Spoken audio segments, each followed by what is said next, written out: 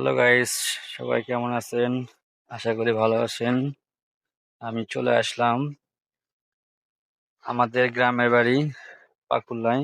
এটা হচ্ছে বগুড়া জেলার সোনাতলা থানার পাকুল্লা ইউনিয়ন। এর পাশে যমুনা নদীর তীর। এটা যমুনা নদী পুরোটাই। দেখেন ভাই, অনেক সুন্দর জায়গা। যমুনা নদী এটা।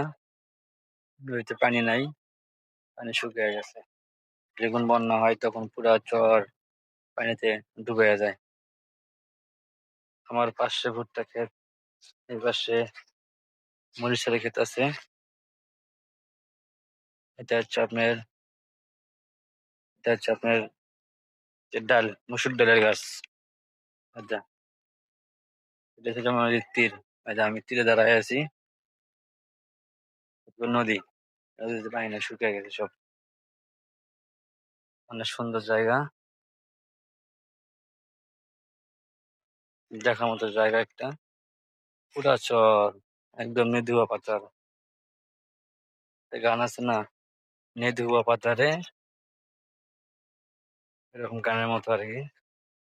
এই যে ভুট্টা খেতে বসছে, পুরোটাই ভুট্টা ক্ষেত। একদম পুরা ভুট্টা ক্ষেত, সব ভুট্টা ক্ষেত।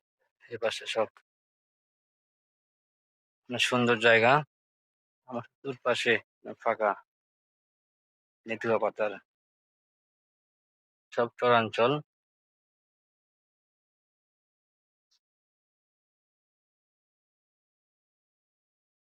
আপনারা সবাই আসবেন, এসে ঘুরে যাবেন। অনেক সুন্দর জায়গা দেখার মতো।